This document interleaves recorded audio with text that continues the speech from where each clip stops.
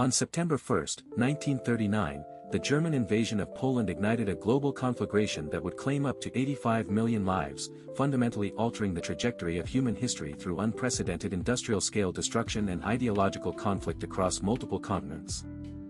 The war was rooted in the expansionist Lebensraum policies of Nazi Germany, fueled by the collapse of the Treaty of Versailles and the failure of the League of Nations to contain aggressive territorial ambitions in Europe. The Axis powers, led by Germany, Italy, and Japan, faced a formidable coalition of allied nations including the United Kingdom, the Soviet Union, the United States, and China, who mobilized their entire economies for a total war effort. Across the vast theaters of Europe, North Africa, and the Pacific, the conflict raged, with Germany occupying nations from Norway to Greece, while the Soviet Union bore the brunt of the Wehrmacht's brutal eastern campaign. The spark that engulfed the world was the invasion of Poland, a calculated strike that forced Britain and France to honor their defense guarantees, triggering a cascade of alliances that transformed a regional dispute into a worldwide catastrophe.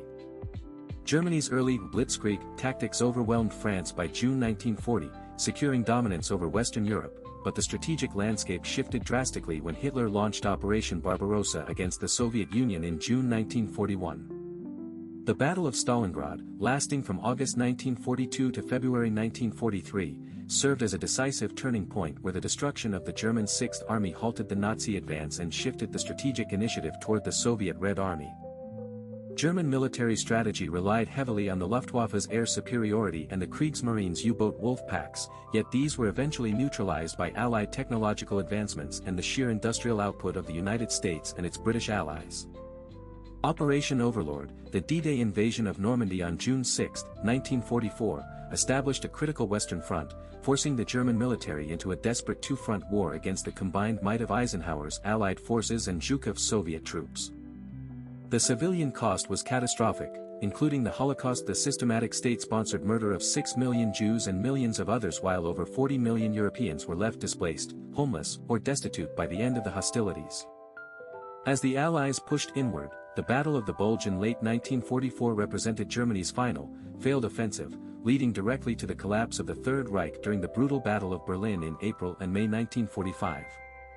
Victory in Europe was declared on May 8, 1945, following Hitler's suicide, while the formal surrender of Japan on September 2, 1945, aboard the USS Missouri, finally brought the global conflict to a definitive, exhausted conclusion. Total casualties were staggering, with the Soviet Union suffering 27 million deaths, while Germany lost between 7 and 9 million people, leaving a continent physically shattered and politically redefined by the looming shadow of the Cold War. Post-war borders were redrawn, most notably the Oder-Neisse line shifting Poland westward, while Germany itself was carved into 4 occupation zones, eventually hardening into the ideological divide between the capitalist West and the communist East. The institutional legacy of this era was the creation of the United Nations in 1945, designed to foster international cooperation and prevent the recurrence of such a devastating global conflict through diplomatic, rather than military, channels. The Marshall Plan of 1948, injecting $13 billion into Western European recovery, catalyzed the German Wirtschaftswunder, or economic miracle, transforming a ruined nation into a stable, democratic industrial powerhouse within a single generation. European integration began in 1951 with the European Coal and Steel Community, a visionary project intended to make future war between France and Germany materially impossible by binding their essential industrial resources together. Today, Germany's role as a central pillar of the European Union demonstrates how a nation can pivot from the depths of total war to become an architect of regional stability, proving that reconciliation and economic cooperation remain the most effective tools for enduring peace.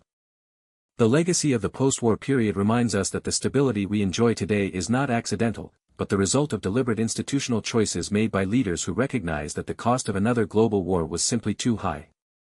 Germany's transition from a pariah state to a democratic leader highlights the power of systemic reform, showing that even the most fractured societies can rebuild their national identity around the values of human rights and international law. By examining the architects of this post-war order, we understand that modern global security relies on the continuous maintenance of these fragile alliances, ensuring that the lessons of 1945 are never forgotten by future generations. Ultimately, the story of Germany's post-war legacy serves as a testament to the resilience of human societies and the enduring necessity of building structures that prioritize cooperation over conflict to ensure a stable future for all.